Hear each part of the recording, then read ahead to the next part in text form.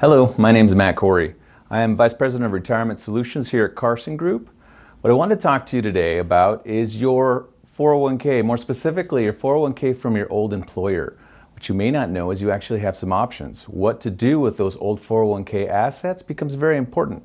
We want to make sure that you do what's right for you, but number one, you understand what your options are. There's many options. We're going to go through four of them. The first one is rolling your old 401k into an IRA. Now, 401k is your old employer retirement account where you've left that employment. So now those assets, that account, you can actually take it with you. What does that mean? It means you can actually put it into an individual retirement account. That's what IRA stands for. Now, that's only one of four options that you have. Which one should you do?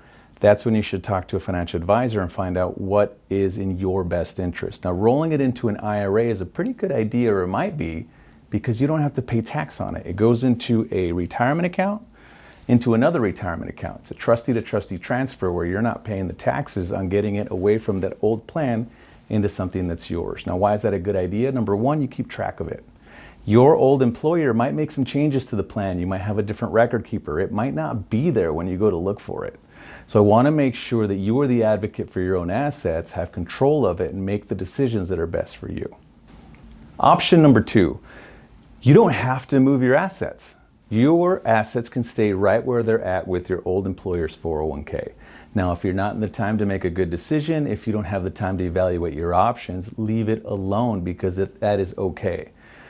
Caveat to that, there are certain plan provisions that if you have a smaller dollar amount, your employer might be able to, and actually it's in their best interest, to push those assets out and make it go to you. So if you have over, and I think that the marker changes year by year, but I want you to ask your old record keeper, or find out at least, whether or not you hit that threshold to leave those assets there before you make a decision on moving them.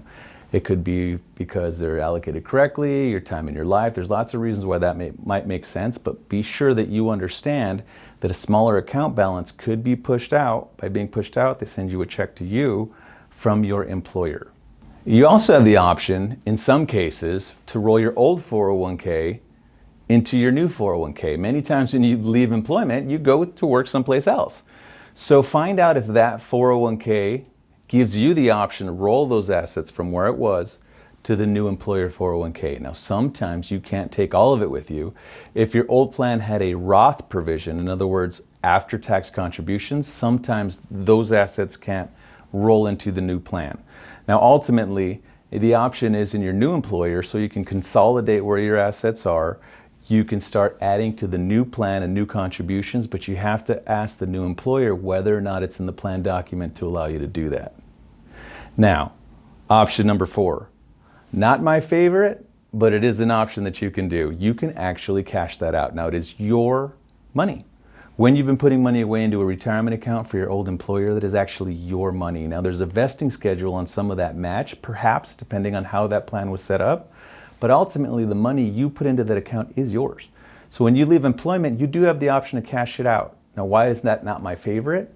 There might be some tax consequences to doing that. Ultimately, if you take money out of a retirement account before retirement age, there's penalties associated with it, or there could be. But sometimes life happens, and that is an option that you have to look at. Now, depending on what's going on, how you cash it out, your age, a lot of different aspects like that, again, get with a financial advisor to explain what those options are. And if you can, find a fiduciary that's going to help you make the decisions that are in your best interest. Now, making informed decisions are very, very important for you, and the best way to do that is to partner with your advisor. Having the decisions within a financial plan is the best way to make sure that your assets are working the best for you. Then you're not making decisions that can ultimately hurt the things that you're trying to accomplish. So reach out to your advisor, go through your options, make sure that you're doing what's right for you, and the best way to do that is within a financial plan.